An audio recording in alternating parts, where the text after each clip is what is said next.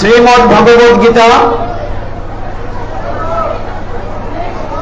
পঞ্চদশ অধ্যায় পুরুষোত্তম যোগ। তাহলে তো আপনাদেরকে আগে এই মাসের মাহাত্ম্যের কথাটা বলতে হয়। আপনি সকলে বেশি কথা বলছেন। শাস্ত্র বলছে এই পবিত্র দামোদর মাসে স্কন্দ পুরাণে বলা হয়েছে, যারা কার্তিকের নিয়ম পূর্বক ভক্তি ভরে শ্রী হরির কথা শ্রবণ করবেন, একটা শ্লোক অর্ধেকটা শ্লোক যারা শুনবেন, তাদের 100 কোটি গাদি দানের ফল হবে। আপনারা দেখছেন জয় গীতা চ্যানেল। জ্ঞানঞ্জন শলাকয়া চক্ষুরুন্মিলিতং তস্मै শ্রী গুরুবে নমঃ। শ্রী চৈতন্য মনোভীষ্টং স্থাপিতং যেন ভূতলে স্বয়ং রূপ কদাময়ং দদাতি সপদান্তিকং। বন্দেহং শ্রী গুরু শ্রীযুত পদ কমলম শ্রী গুরুন বৈষ্ণবাংশ্চ শ্রী রূপম সাগ্রজাতম সহগণ রঘুনাথান্বিতম তং সজীবম সাদ্বৈতং সবদূতম পরিজন সহিতম কৃষ্ণ চৈতন্য দেবম শ্রী রাধা কৃষ্ণ পাদান সহগণ ললিতা শ্রী বিশাখা নিতাংশ চ। হে কৃষ্ণ করুণা সিন্ধু দীনবন্ধু জগৎপতে গোপেশ গোপিকা কান্ত রাধা কান্ত নমস্তুতে। তপ্ত কাঞ্চন গৌরাঙ্গী রাধে বৃন্দাবনেশ্বরী বৃষভানুসুতে দেবী প্রণমামি হরি প্রিয়ে। নম মহাবদান্নায় কৃষ্ণ প্রেম প্রদায়তে কৃষ্ণায় কৃষ্ণ চৈতন্য নাম্নে গৌরতীশে নমো। নারায়ণং নমস্কৃত্য নরং চৈব নরোত্তমং দেবীং সরস্বতীং ব্যাসং তত জয় মুদিরয়েৎ। নময়ং বিষ্ণুপাদায় কৃষ্ণ প্রেষ্ঠায় ভূতলে শ্রীমতি ভক্তি বেদান্ত স্বামিনীতি নামিনে। নমস্তে সরস্বতী দেবী গৌরবাণী প্রচারিণে নির্বিশেষ শূন্যবাদী পাশ্চাত্য দেশ কারিণে।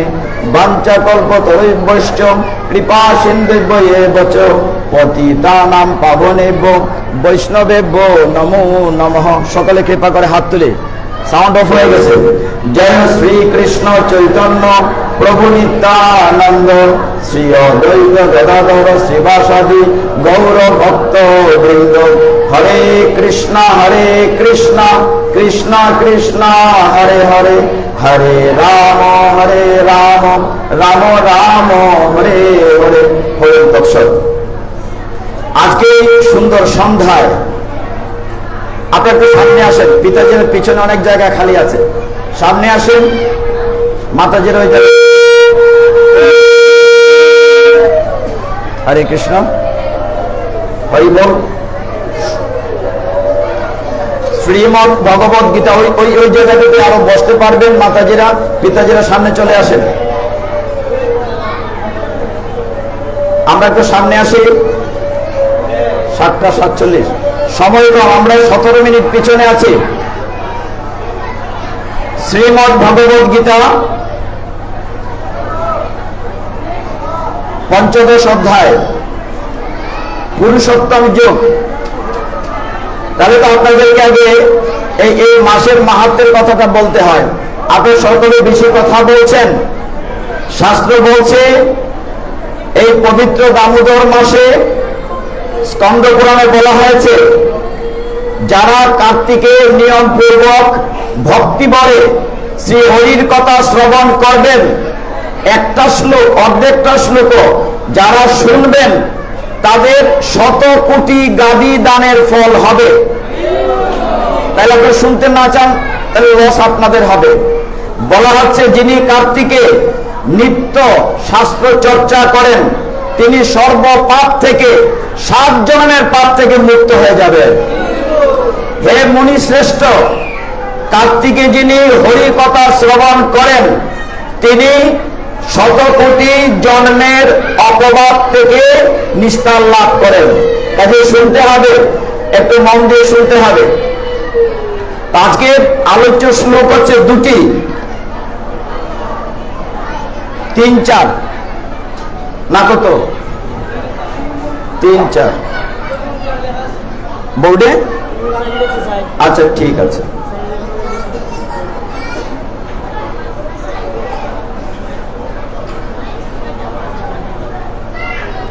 তাহলে 3 নম্বর শ্লোক আমি পড়ে নেই, আপনি শুনলে অবাক হবেন। আন্তর্জাতিক কৃষ্ণ ভাবনামৃত সংঘ ইসকন প্রতিদিন সকালে ভাগবত পাঠের ব্যবস্থা করা হয়। আপনারা কৃপা করে আসবেন। সকালে 8টা থেকে 9টা 1 ঘন্টা ভাগবত ক্লাস হয়। আর প্রতিদিন সন্ধ্যার পরে 7:30 থেকে 8:30 শ্রীমদ্ ভগবত গীতা থেকে আলোচনা করা হয়। যাদের আসার সুযোগ হয় আসবেন। আর এই দামোদর মাসে আর মাত্র 7 দিন, আজকে শুক্রবার, সামনে শুক্রবারে শেষ। কাজেই শাস্ত্র বলছে যে এই মাসে যে কাজ করবেন তা 1000 গুণ পূর্ণ হবে। কত গুণ হবে? আপনি যদি 1 মালা জপ করেন 1000 মালার সমান হবে।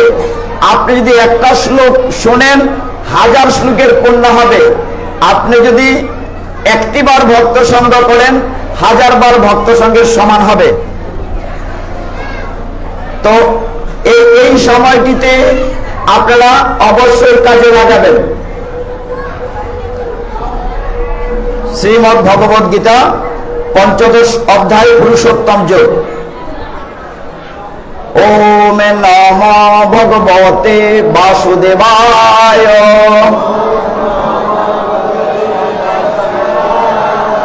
ওম নমো ভগবতে বাসুদেবায়।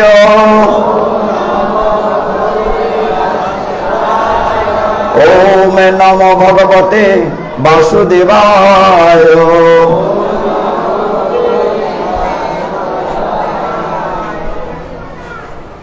3 নম্বর শ্লোকটি আমি একক পড়ছি, তারপর 4 আপনাদের সহ পড়ব। 3 নম্বর হচ্ছে নরূপম ঐশ্বম ইহততা উপলভ্যতে নয়ন্ত নচ আদি নচ সম্প্রতিটা অশ্বত্থমেনং সুবীর মূলম অসঙ্গ শস্ত্রেণ ধীরেণ চিত্তা। আর 4 নম্বর শ্লোকটি হচ্ছে তৎপদম তৎ পরিমার্গিতব্যম যস্মিন গতান নিবর্তান্তি ভুবো তমেব চর্দম পুরুষম প্রপদ্যে যত প্রবৃত্তি প্রসৃতা পুরাণী। এখন আমার সাথে বলতে চেষ্টা করবেন। তত পদম তৎ পরিমার্গিতব্যম যস্মিন গতান নিবর্তান্তি ভুবো তমেব চ আদ্যম পুরুষম প্রপদ্যে যত প্রবৃত্তি প্রসৃতা পুরাণী তত পদম তৎ পরিমার্গিতব্যম যস্মিন গতান নিবর্তন্তি ভুবঃ তমেব চ আদ্যম পুরুষম প্রপদ্যে যত প্রবৃত্তি প্রসৃতা পুরাণী। কৃপা করুন, পড়ুন।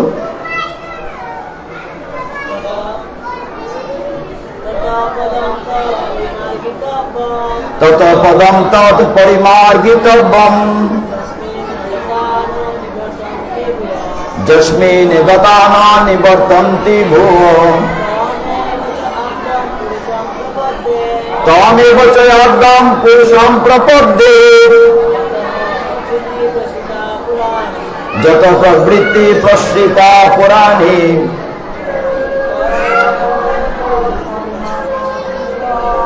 তৎপদম তৎপরিমার্গিতব্যম যস্মিন গতান নিবর্তন্তি ভুবঃ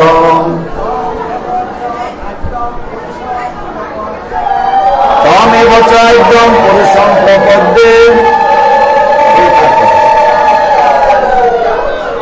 যত প্রবৃত্তি প্রসৃতা পুরাণে। কে কার কথা শুনে? আমি বারবার লোক করে বলছি, এগুলো দিবেন না গীতা পাঠ চলাকালীন। কে কারো কথা শোনে না? হাজার হাজার ভক্তের সমাগম। আমরা যখন বাইরে প্রোগ্রামে যাই শুনলে অবাক হবেন। আমরা তো প্রতিদিন, গতকালকে পরশুদিন দিনে ছিলাম শ্রীমঙ্গল, রাতে নবীগঞ্জ, কালকে ছিলাম মাধবপুর। এখানে কয়জন ভক্ত? 50,000 ভক্ত থাকলে তো আওয়াজ হয় না। এখানে তো কথা হচ্ছে কেন? কথা হচ্ছে মানে আমরা মনোযোগী হচ্ছি না। একটু শুনতে হবে মন দিয়ে। ভগবান গীতায় তার প্রিয় শিষ্য সখা অর্জুনকে কি বলেছেন? বারবার একটি কথা বলেছেন, শৃণু তৎশৃণু, মানে কি? শুনো তা শুনো, মন দিয়ে শোনার কথা বলা হয়েছে। শোনা দুই রকম হয়, একটা হচ্ছে হেয়ার টু হেয়ার, আর টু লিসেন। অর্জুনকে বলছেন নট হেয়ার বাট লিসেন, শুনো, মন দিয়ে শুনো। কিন্তু আমি মন দিয়ে না শুনি, লস আপনাদেরই হবে। শাস্ত্র বলছে যে এই মাসে যা করবেন 1000 গুণ হবে। তার মানে যদি ভালো করেন সেইটা যেমন 1000 গুণ হবে, খারাপ যেটা করছেন, অন্য ডিস্টার্ব করছেন, এইটাও 1000 গুণ হবে। এখন বুঝছে না ডিস্টার্ব করেন।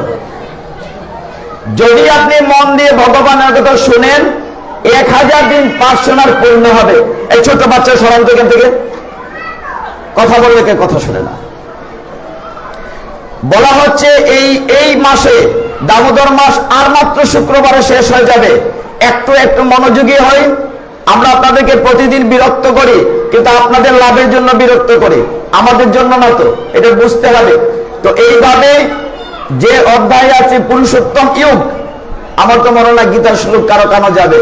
এর চেয়ে গল্প করলে ভালো ছিল, কিন্তু আমাদের ইস্কনের রুটিন আছে, যে শ্লোক দেওয়া আছে সেটা পড়তে হবে।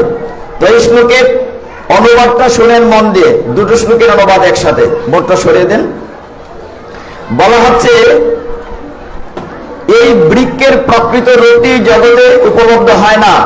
এর আদি অন্ত ও স্থিতি যে কোথায় তা কেউ বুঝতে পারে না, কিন্তু দৃঢ়তার সঙ্গে তীব্র বৈরাগ্যের বস্ত্রের দ্বারা দৃঢ়মূল অশ্বত্থ বৃক্ষকে অবশ্যই ছেদন করে সেই স্থানের অন্বেষণ করা কর্তব্য, যেখানে গমন করে পুনরায় ফিরে আসতে হয় না, এবং সেখানে শরণাতীত কাল হতে সমস্ত কিছু প্রবর্তিত ও বিস্তৃত হয়েছে, যার থেকে সেই আদি পুরুষের প্রতি শরণাগত হওয়া উচিত। আমি আবারও সকল মাতাজিদেরকে বিশেষ করে বলছি, যারা ডিপ দিচ্ছেন, দয়া করে কিছু সময়ের জন্য বাচ্চাদেরকে কন্ট্রোল রাখেন। দয়া করে আওয়াজটা করবেন না। আপনি আওয়াজ করছেন, আপনার ডিস্টার্ব। এখানে যারা ভক্তরা নীরব বসে আছে, সকল ভক্তদের রথচরণের প্রণাম জানাচ্ছে। আপনারা খুব ভালো বসে আছেন, কিন্তু যারা বুঝতে চাচ্ছেন না ব্যাপারটি, এই শ্লোকের আচ্ছা, এই শ্লোকের পিছনে যাই 2 মিনিটে, তারপর দামোদরে যাব। এখানে যারা আছি, হরি বল না, বন্ধ করা যাবে না, এর ভিতর দিয়ে চলতে হবে। আপনারা যারা শুনছেন, আপনাদের 1000 গুণ পুণ্য হবে, আর যারা ডিস্টার্ব করছেন তারা 1000 গুণ ডিস্টার্ব হবে সারা জীবনে। শাস্ত্র বলছে এই মাসটি এত পবিত্র কেন? আমরা একটু আলোচনা করি। শ্লোকের ব্যাখ্যা আলোচনা করলে বুঝবেন না কিছুই। একটা বিষয় বুঝেন কিনা, এই পঞ্চদশ অধ্যায় হচ্ছে একটা উল্টা গাছ। উল্টা গাছ বুঝেন? গাছের শিকড় কোন দিকে থাকে? নিচে না উপরে? নিচে থাকে। আর এই অধ্যায়ে বলছে গাছটা উল্টা, মানে শিকড় উপরে আর ডালপালা এরকম। কোথায় দেখতে পাই আমরা? পুকুরের পাড়ে, নদীর পাড়ে দেখলে দেখতে পাই না যে গাছ থাকলে কি হয়? ছায়া যোগের নিচে পড়ে, মনে হয় গাছটার নিচে আর শিকড়টাও পড়ে। এটা কোন বৃক্ষ? শাস্ত্র বলছে এটা একটা অসত্য বৃক্ষ, আমার জীবন বৃক্ষ। ভগবানের গোড়া আমি জানি না, নিচের দিকে যত ডালপালা পাতা আছে এগুলো বিভিন্ন জন্ম, গরু ছাগল বেলা মনুষ্য জন্মে আমরা ডালপালায় ঘুরছি, কিন্তু আমার আদি আমি জানি না। শিকড়টা উপর দিকে, আদি কোথায় আছে? আচ্ছা, এখানে আসলে যদি জিজ্ঞাসা করা হয় আপনার বাবার নাম কি, আপনি বলতে পারবেন। জিজ্ঞাসা করলে আপনার গ্র্যান্ডফাদার, বাবার বাবা, দাদার নাম কি, হয়তো বললেন। আপনি কোন কারণে পৃথিবীতে এসছেন? আপনার বাবা মার কারণে। আপনার বাবা মা কার কারণে আসছে? তার বাবা মার কারণে। তার বাবা মা কার কারণে আসছে? তার বাবা মার কারণে। তার বাবা মা যেতে যেতে উপরে যেতে থাকলেন যে সমস্ত সৃষ্টি শুরুতে কে করেছেন? ব্রহ্মা। ব্রহ্মা থেকে পর্যায়ক্রমে এসছে। এখন ব্রহ্মা কার দ্বারা এসছেন? ভগবানের নাভি পদ্ম থেকে ব্রহ্মা এসছেন। আমরা সকলেই জানি দৃশ্যটি। তাইলে ব্রহ্মা এসছেন ভগবানের নাভি মূল থেকে। ওইটা হচ্ছে গাছের শিকড়, মানে পাতা থেকে যে উপর দিকে যেতে চান। আমরা কিন্তু দুর্ভাগ্য আমরা জানি না। বিশেষ করে দুইটা জায়গায় লাগে, পিতাজিদের জন্য বলছি, যারা তর্পণ করেন না পিতৃপক্ষে, মাতৃপক্ষের পূর্বে মহালয়ের আগে 15 দিন তর্পণের সময় আপনার পূর্ব পুরুষের নাম লাগে কিনা তালিকা? আরেক জায়গায় লাগে, মাতাজিদের বলার দরকার নাই, বিয়ের সময় লাগে। যারা বিয়ে করে ফেলেছেন, যারা বিয়ে করেননি তাদের জন্য পূর্বপুরুষের তালিকা লাগে। কিন্তু দুর্ভাগ্য হলো তর্পণের সময় দেখা যায় 2-3 সিঁড়ি পরে আমরা জানি না। জানি কি? দাদার দাদা মানে পিতা, পিতামহ, প্রপিতামহ, বৃদ্ধ পিতামহ, প্রবৃদ্ধা পিতামহ, এই শব্দগুলি শুনেন নাই কখনো? এই জেনারেশন আমরা জানি না। আমাদের কি দুর্ভাগ্য, আমি 3-4 জেনারেশন পূর্বে আমি ভুলে যাই কার কারণে পৃথিবীতে আসছি। এখন সবকিছুর কারণের মূল কে? ভগবান, ঠিক কিনা? তাইলে ব্রহ্ম সংহিতায় কি বলেছেন? ঈশ্বর পরম কৃষ্ণ সচ্চিদানন্দ বিগ্রহ অনাদিরাদি গোবিন্দ সর্ব কারণ কারণম। সব কারণের কারণ হচ্ছেন অনাদিরাদি গোবিন্দ।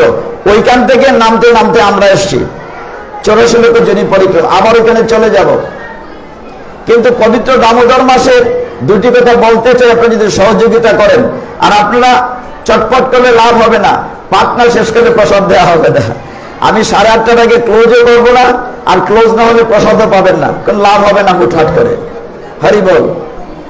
যাই হোক, এই পবিত্র দামোদর মাস এত পুণ্যময় কেন? খুব মন দিয়ে খেয়াল করেন। কেন বলা হচ্ছে যে 1000 গুণ পূর্ণ হবে? অন্যান্য মাসে আমাদের সনাতন শাস্ত্রে 12 মাসে 13 পার্বণ হয়ে থাকে, কোন কোন মাসে একাধিক প্রোগ্রাম হয়, কিন্তু এই মাসে সবচেয়ে বেশি।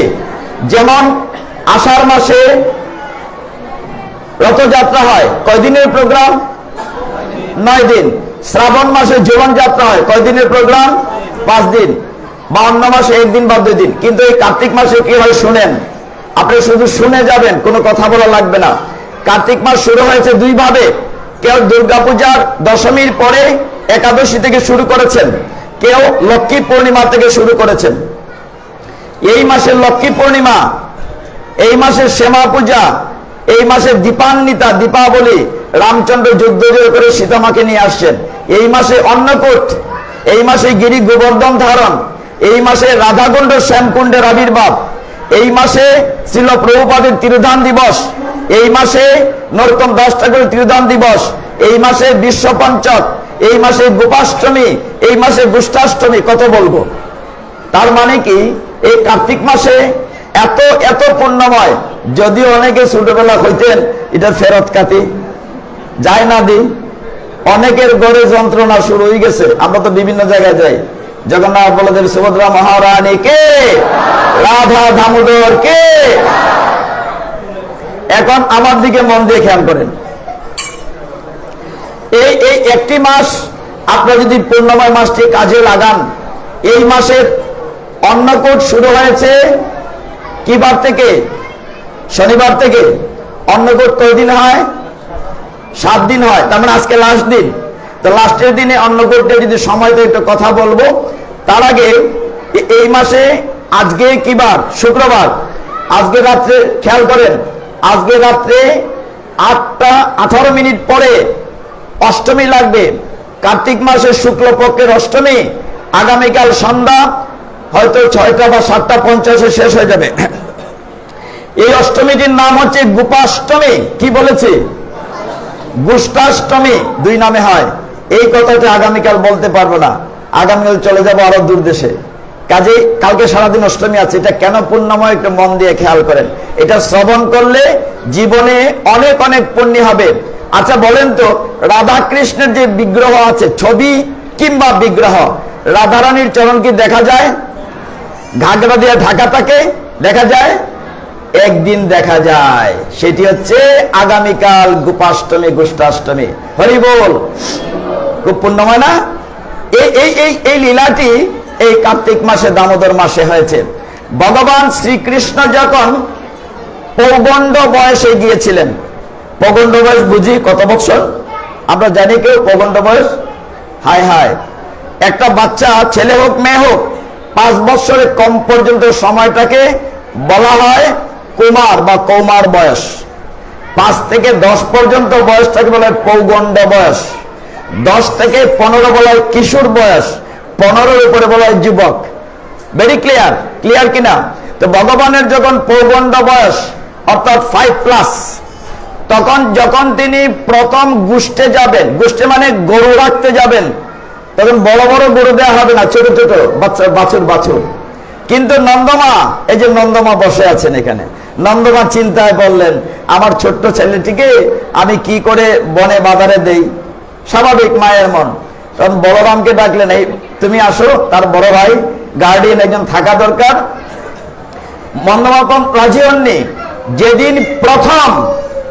যেদিন প্রথম কৃষ্ণ পৌগণ্ড বয়সে বাছুর বা গাভী নিয়ে রাখাল বেশে যাবেন, সেটা হচ্ছে গুষ্ঠাষ্টমী।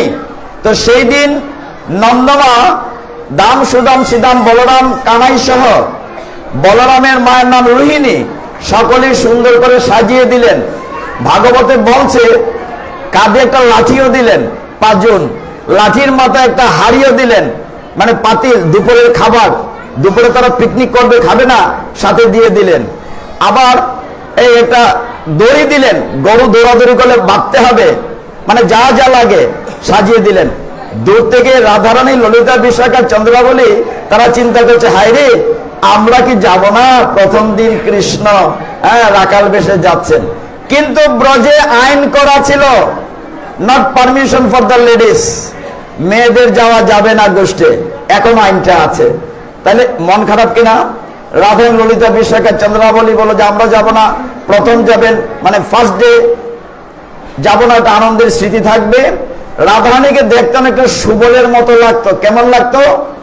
তখন ললিতা একটা বুদ্ধি করলো, ছোট, বলে রাধারানী তোমাকে আমি সুবল সাজিয়ে দেব। যেই কথা সেই কাজ। এখন রাখালের বেশ পড়ালেন রাধারানীকে, সুবলের বেশ। ললিতা, বিশাখা, চন্দ্রাবলী, চিত্রাঙ্গদা, তুঙ্গদেবী, সকল সখীরা সবাই ছেলেদের ড্রেস পরলেন, রাখাল বেশ। ছোট ছোট বালিকা, দেহের গঠন তেমন সমস্যা নেই, সবাই রাখালের বেশ পরলেন। আচ্ছা, রাখালরা কি কাপড় নিচ পর্যন্ত পরে না হাঁটু পর্যন্ত পরে?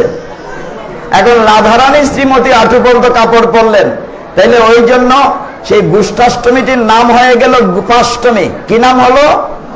কার্তিক মাসের শুক্লপক্ষের অষ্টমী তিথি, এই 8টা 18তে লাগবে। এই জন্য আপনাদের সৌভাগ্য এই অষ্টমীর দিনে সমাগত, এই সময় এই লীলাটি শ্রবণ করছেন। আর আমারও সৌভাগ্য এই সময় এখানে বসেছি। জয় শ্রী রাধারানী কে, গোপাষ্টমী কে, গুষ্ঠাষ্টমী কে। রাধারানী, ললিতা, বিশাখা, চন্দ্রাবলী সকলে রাখালের বেশ ধরলেন। ফলে কি হলো? শ্রীমতী রাধারানীর চরণ দোকানা সমগ্র জগৎবাসী দর্শন করতে পারল। হরি বল। রাধারানীর চরণ দেখা যায় না একমাত্র ওই দিনটাতে। তো কালকে অনেক কিছু করণীয় আছে। যেহেতু প্রথম রাখাল বেশে যাচ্ছেন, আগামীকাল গোমাতার পূজা করা হয়, হলুদ দিয়ে শিং রং করা হয়, হাতের ছাপ দেহের উপরে দেওয়া হয়, গোমাতাকে অনেক খাবার দেওয়া হয়, ঘাস, শাকসবজি, ফলমূল খাওয়ানো হয়। যা হোক, বৃন্দাবনে এটি অনেক বড় করে অনুষ্ঠান করা হয়। তো আমরা একদম শেষ ভাগে অন্নকূটের আছি। একটা অন্নকূটের লীলায় মন্দিরে আমি আলোচনা করেছিলাম, তখন এত ভক্ত ছিলেন না, হয়তো 15-20 জন ছিলেন। আমরা যে অন্নকূটটি দেখি সেইটা না। আর দামোদর মাসের মাহাত্ম্য বলে সারারাত বলে শেষ হবে না। কাজে দামোদর মাসের মাহাত্ম্য সোজা কথা হচ্ছে, আপনি যা করবেন তা 1000 গুণ ফল হবে। আপনি ভালো করলে যেমন হবে, খারাপ করলে হবে। কারো যদি গাড়ি মন্দ করেন, কারো প্রতি যদি খারাপ ব্যবহার করেন, সেটা 1000 গুণ হবে। আপনার দীপদানের অনেক মাহাত্ম্য শুনেছেন। দীপদান করলে ভগবান সবচেয়ে খুশি হন। ছোট্ট একটি মাহাত্ম্য বলে আমি যাব সেখানে। আপনারা দেখেছেন যে একদিন একটি মন্দিরে, বাইরে মনে করেন পুরনো একটি মন্দির, সেখানে মন্দিরে পূজারী দীপদান করেছেন। আমরা দীপদান 2 রকম করি, হয় পিতলের প্রদীপে, যেটা পার্মানেন্ট ধুয়ে ব্যবহার করা যায়, কিন্তু কলার কুলটি কিংবা মাটিরটা 1 টাইম 2 বার ব্যবহার করা যায় না।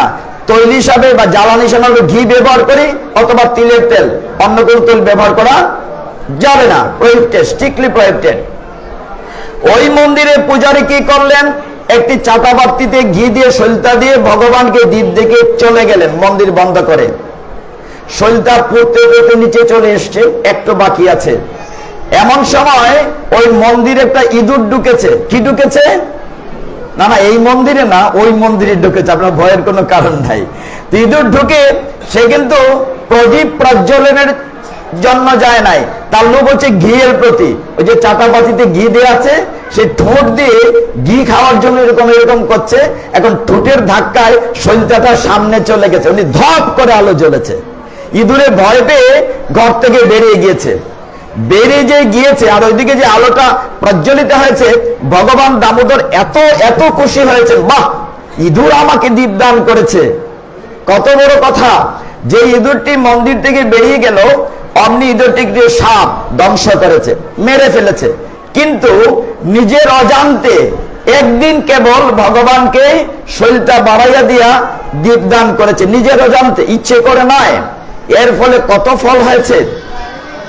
ইঁদুর তার দেহ ত্যাগ করেছে, সাথে সাথে দিব্য দেহ ধারণ করেছে, আর সাথে সাথে পুষ্পক রথ এসেছে ভগবত ধাম থেকে। ইঁদুর দিব্য দেহ ধারণ করে পুষ্পক রথে চলে সরাসরি ভগবত ধামে চলে গিয়েছে। হরি বল। তাহলে দেখেন, নিজের অজান্তে একটু দীপদান করলে ভগবান কত কৃপা করেন। আর আপনারা কত ভালো ভগবানকে সে দীপদান করেছেন। এই হচ্ছে দীপদানের মাহাত্ম্য। এইবার আমার হাতে মাত্র 20 মিনিট সময় আছে, এর ভিতরে উঠতে পারবেন, ওটা লাভ নাই, প্রসাদ পাবেন না। 20 মিনিট একটু সহ্য করতে হবে আমাকে। সেটা হচ্ছে যে আমরা অন্নকূট আজকে শেষ করব। অন্নকূট কতদিনের অনুষ্ঠান আমরা কি জানি? অন্নকূট 7 দিনের অনুষ্ঠান। আমরা তো মনে করি যে শ্যামা পূজা, ও এই মাস আরো অনেক অনুষ্ঠান হয়েছে, শ্যামা পূজা হয়েছে মানে কালী পূজা। তো এই মাসে বাস্তবতা হচ্ছে যে শ্যামা পূজার পরে যে অন্নকূট হয়েছে, এটা শুরু হয়েছে মাত্র। 7 দিন কেন?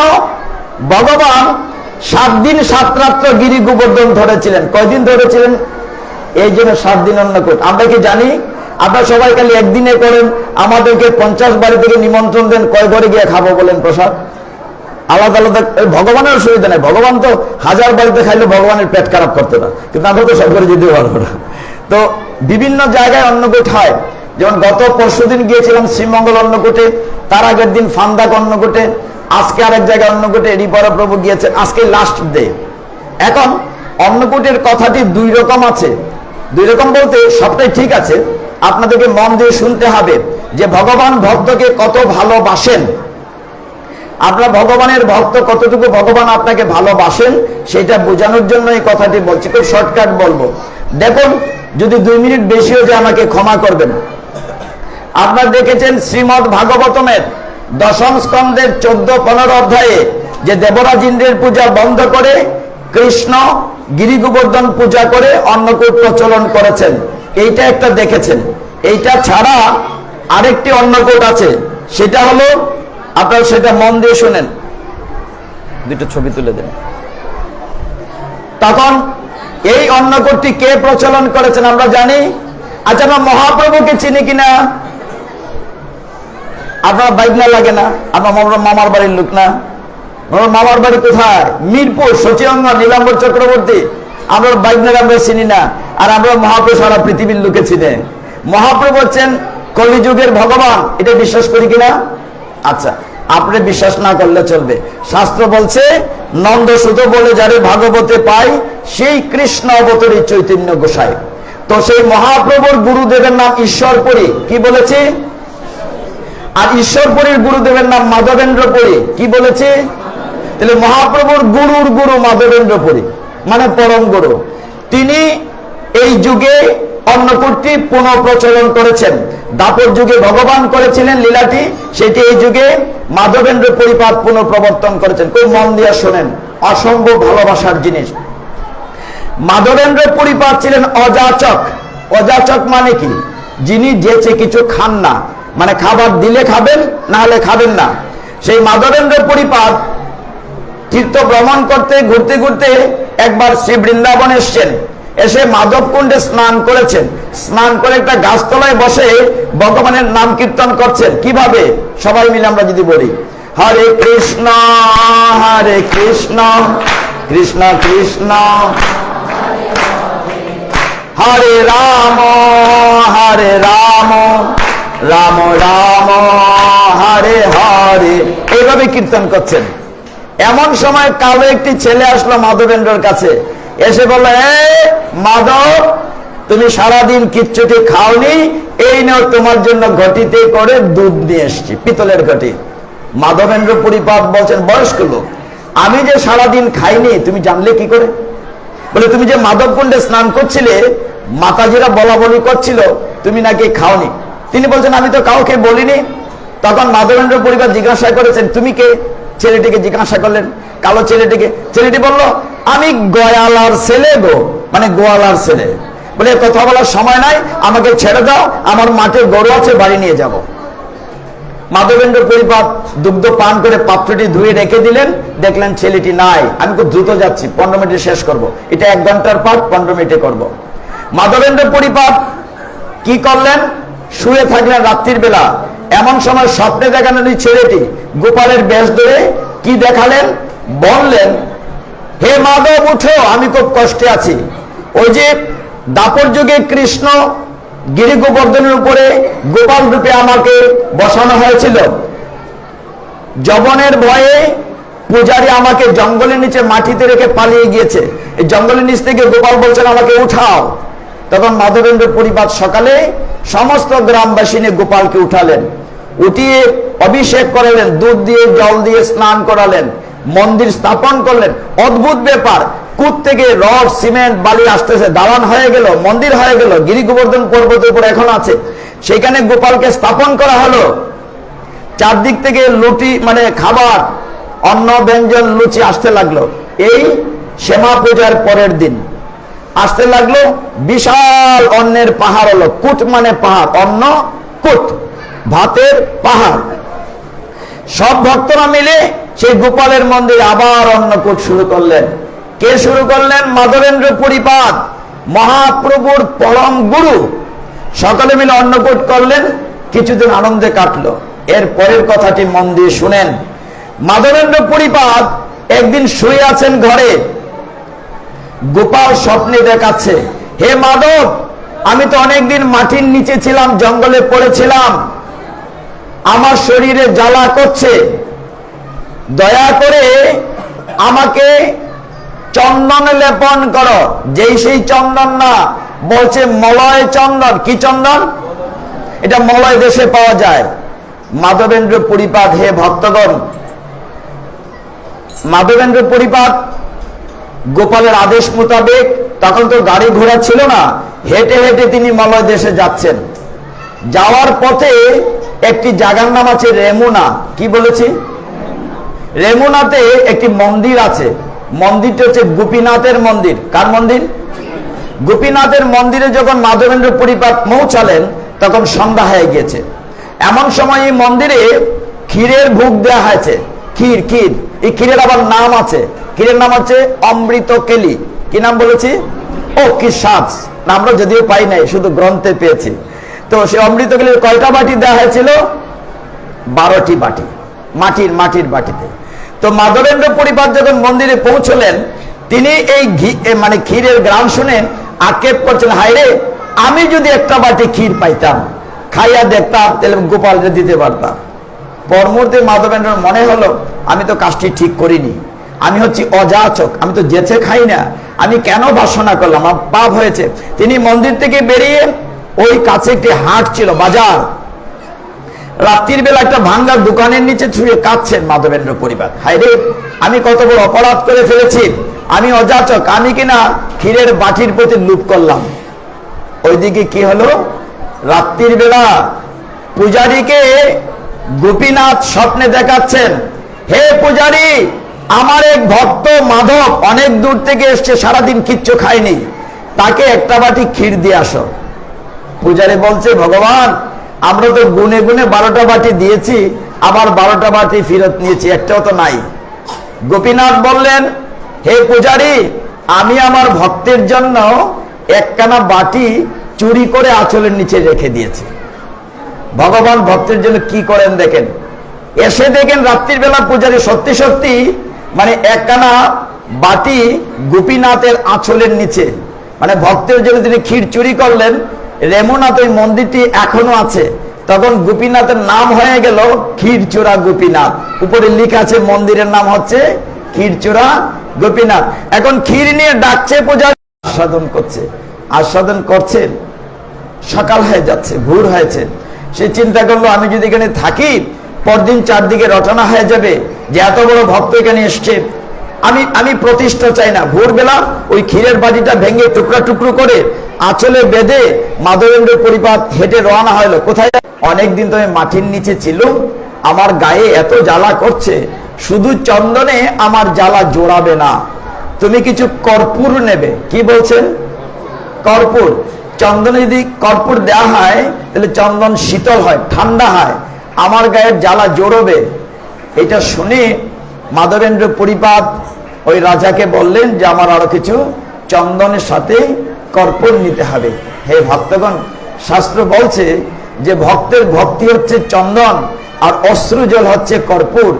আপনি যখন চন্দনের সাথে অশ্রুজল দেবেন তখন গিয়ে পূর্ণ ভগবত ভক্তির পূর্ণতা পাবেন। তো মাধবেন্দ্র পরিপাত ওই মলয় দেশের রাজার কাছ থেকে চন্দন সংগ্রহ করলো, সাথে কর্পূর। চন্দন এবং কর্পূর নিয়ে সে যখন রওনা হয়েছে, ফিরে আসবে গোপালের জন্য চন্দন এবং কর্পূর। আপনার যে প্রদীপ দান করেন, প্রদীপ কি শুধু শুধু জ্বলে, না প্রদীপের মুখে কি দিতে হয়? কর্পূর দিতে হয়, জানেন কিনা? একটু কর্পূর ছাড়া পূর্ণতা হয় না। আমরা যখন ভগবান স্নান করাই অগরে কর্পূর দেওয়া হয় কিনা? দেওয়া হয়। তো কর্পূর তিনি যখন আসার পথে আবার রেমুনাতে আসলেন, যেখানে ক্ষীরচোরা গোপীনাথের মন্দির আছে, সেই মন্দিরে যখন আসলেন তখন আবার তিনি স্বপ্নে দেখলেন গোপাল বলছে, হে মাধবেন্দ্র পরিপাত, তুমি এইখানেই থাকো, ক্ষীরচোরা গোপীনাথের মন্দিরেই থাকো। গোপীনাথ আর গোপাল আমরা এক, অভিন্ন। তুমি যদি গোপীনাথের গায়ে চন্দন লেপন করো, আমার গায়ে চন্দন লেপন হয়ে যাবে।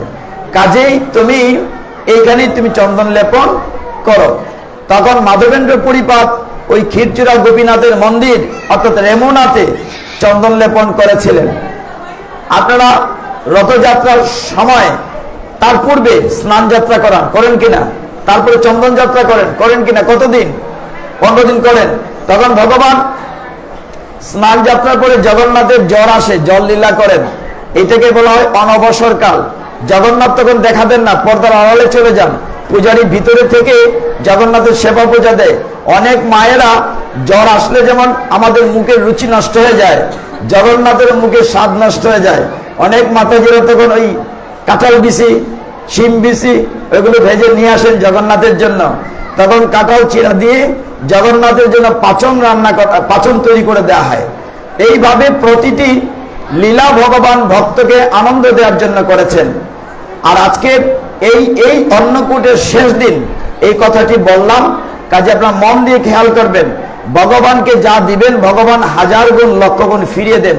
ভগবান কি আপনি যা দেন তা খান না কমে না বাড়ে? বাড়ে না কমে? বাড়ে। এই যে ভগবানকে থালাতে করে রসগোল্লা 10টা দেন, ভগবান যদি খেয়ে ফেলতো 10টা দিতেন কিনা সন্দেহ আছে। নিজের লেগে 2টা রেখে, নাতির লেগে 2টা রেখে দিতেন। কিন্তু ভগবানকে যে থালা থেকে কমে না, কিন্তু স্বাদ বাড়ে কিনা? যেমন গীতায় ভগবান বলেছেন, ইয়ৎ করোষি ইয়ৎ অশ্নাসি। অশ্নাসি মানে খাও, তুমি যা করো যা খাও আমাকে দিয়ে খাবে। এটি তো গীতার নির্দেশ। মদ অর্পণম, আমরা ভগবানের জিনিস, সমস্ত বিশ্বব্রহ্মাণ্ডের মালিক ভগবান, তিনি বলছেন আমার জিনিস আমাকে না দিয়ে খেলে তো চুরি করে খেলে, চুরির পাপ শাস্তি হয়। কিন্তু ভগবানকে দিয়ে খেলে বাড়ে, কমে না। একটা উদাহরণ আমি সব দিন দেই, আপনারা শুনে থাকবেন যারা আমার কথা শুনেন সব সময়। আচ্ছা, মনে করেন এই মামনির বাসায় একদিন নিমন্ত্রণ, আমাদের নামা ভয় পাওয়ার কারণে যাব না। তো মনে করেন এই মামনির বাসায়, কিংবা ওই যে আরেকটা মামনি বসে আছে ভূমি মামনি, তোমাদের বাসায় মনে করো তোমরা মাঝি মিলে একদিন ফার্স্ট ক্লাস খিচুড়ি রান্না করলে, ঘি দিয়ে, ফুলকপি দিয়ে, টমেটো দিয়ে, ভগবানের জন্য না, নিজেরা রান্না করলে, আমাদেরকে নেমন্তন্ন করলে, যদিও যাব না, ভয়ের কোনো কারণ নাই, রান্না করলে ফার্স্ট ক্লাস। আর এই একটু পরে যে খিচুড়ি দেওয়া হবে, তাও বাদ দেন, মনে করেন উৎসব হচ্ছে, অষ্টপ্রহর, 16 প্রহর, 32 প্রহর, উৎসবের পরে যে খিচুড়ি দেয়, পাতলা বুটের ডাল ছাইয়া রয়েছে, আলু অর্ধেক সিদ্ধ হয়েছে না, গরম গরম প্লেটে লইয়া সুরুত সুরুত করে খাইতেছুন, উৎসবেরটা স্বাদ না ঘরেরটা তোমাদেরটা স্বাদ বলো? হ্যাঁ, কেন? এটা তো ঘি দেয় নাই, ফুলকপি দেয় নাই, টমেটো দেয় নাই, স্পেশাল হয় না, এটা তো সিদ্ধ হয়েছে না, এটা স্বাদ কেন? এটা ভগবানকে নিবেদন করা হয়েছে, এটা প্রসাদ। তাইলে দিলে কমে না, বাড়ে, স্বাদ বাড়ে, বাড়ে কিনা? তার মানে ভগবান বলছেন তুমি যা খাও, যাই করো, যজ্ঞ সবকিছু আমাকে অর্পণ করে করবে। এটা মানি কিনা আমরা? বলে মানি, দরজা পর্যন্ত, সবাই না, গেটের পরে ভুলে যায়। এই যে কার্তিক মাস যাচ্ছে, নিয়ম মাস, হায় হায়, অনেকের ঘরে ক্যালেন্ডার দিকে তাকাচ্ছে, মাসটা এখনো যাচ্ছে না, এখনো মা নিরামিষ শেষ হলো না। অনেকে হাসছে, কথাটা সত্য কিনা? অনেকের ঘরে অবস্থা শুরু হয়েছে, মাসটা যাচ্ছে না। আমরা ছোটবেলা নিয়ম মাসকে খুব শ্রদ্ধা করতাম, নিয়ম বলতাম। নিয়ম মাস নিয়ে তো নিয়ম মানতে হবে, যেহেতু মাসের নাম নিয়ম মাস। এখন আমরা শুনলাম দামোদর মাস, আগে তো শুনতাম না, এরকম এতটা জানতাম না। তো এই নিয়ম মাসে আপনারা 3টি নিয়ম মানতে হবে প্রধানত। কোন 3টি নিয়ম? নিরামিষ খাবেন, ভগবানকে নিবেদন করে, নাম্বার 1। নাম্বার 2, ভোরবেলা উঠবেন, ব্রহ্ম মুহূর্তে উঠে স্নান করে ভগবানকে মঙ্গল আরতি, নাম্বার 2। আর নাম্বার 3, সন্ধ্যাবেলা দীপদান করবেন। এই 3টি করলে মোটামুটি এই মাসের নিয়মটা রক্ষা করা যাবে। এখন ওই প্রথমটাই তো সমস্যা, এই যে এই মাসটাতে নিরামিষ খেতে হবে, এইটি সবচেয়ে বড় সমস্যা। তো অসুবিধা নাই, আর মাত্র কয়দিন, সামনের শুক্রবার তো শেষ হয়ে যাবে। লক্ষ্মী পূর্ণিমা থেকে যারা শুরু করেছেন, রাস পূর্ণিমায় শেষ হবে। যারা কার্তিকের 1 তারিখ থেকে শুরু করেছেন, তারা আবার শনিবারে শেষ হবে। আর যারা একাদশী থেকে শুরু করেছেন, দুর্গাপূজার দশমীর পরের একাদশী থেকে মধ্যেরটা একাদশী গিয়েছে, আরেক একাদশীতে শেষ হবে। যেভাবেই করেন 1 মাস। তো অনেকে আবার এই দামোদর ব্রত করছেন, হবিষান্ন খেয়ে, আরো কঠিন ব্রত, কেউ চতুর্মাসের ব্রত করছেন। আমরা যেটা করতে পারছি না হয়তো, কিন্তু তারপরে যেটা করতে হচ্ছে ওই 3টা জিনিস। কোন 3টা জিনিস? প্রথম হচ্ছে নিরামিষ ভগবানকে নিবেদন করে পেতে হবে। আরেকটু যে ভোরে উঠে মঙ্গল আরতিতে অংশ নিতে হবে, ভগবানকে মঙ্গল আরতি। দ্বিতীয় হচ্ছে সন্ধ্যাবেলা দীপদান করতে হবে। দীপদানের মাহাত্ম বলেছি, ইঁদুর কি করে ভগবত ধামে চলে গেল। তাহলে আমরা 3টা জিনিস করবো কিনা? করবো বলে হরিবল বলতে, করবো কিনা? না, তার মানে করবো না, আসতে হয়েছে। আমরা 3টা নিয়ম মানবো কিনা? মানবো কিনা 3টা নিয়ম? শাস্ত্র বলছে পুরা মাস যদি নাও করে থাকেন, মনে করেন এক করেন নাই, আজকে প্রথম শুনছেন, এই 7 দিন করলে পূর্ণ ফল হবে। যদি 3 দিনও পারেন শেষে, তাও হবে। কাজে যতটুকু শুনেছেন এইটুকুন কাজে লাগাবেন। আমার হাতে মাত্র 1.5 মিনিট আছে, আমি ঠিকই 8:30টায় ক্লোজ করবো, আপনার ভয় পাওয়ার কোনো কারণ নাই। এখন এই শেষের কয়েক মিনিট কেন রাখতে হয়, যে আপনাদের কোনো জিজ্ঞাসা আছে কিনা। প্রভু, এটা একটু সরান্ত, দামোদরকে দেখা যাবে। বৃন্দা দেবীকে একটু সামনে এনেন, আমার ক্যামেরার পিছন দেখা যাচ্ছে। তো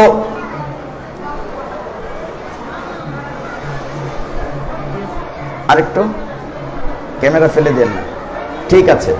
তো ভগবান দামোদরকে এখান থেকে দেখা যাচ্ছে। যে কথা বলছিলাম, আমার হাতে 1 মিনিট আছে, কারো কোনো প্রশ্ন আছে কিনা, শেষ করে দেব, বলেন।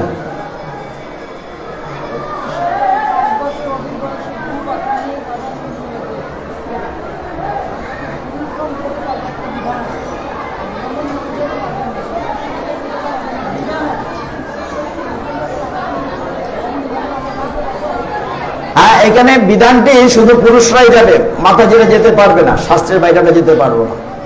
তো ধন্যবাদ। আমরা একবার হাত তুলে মহাপ্রভু যে নাম দিয়েছেন সেটা বলে শেষ করো সবাই মিলে।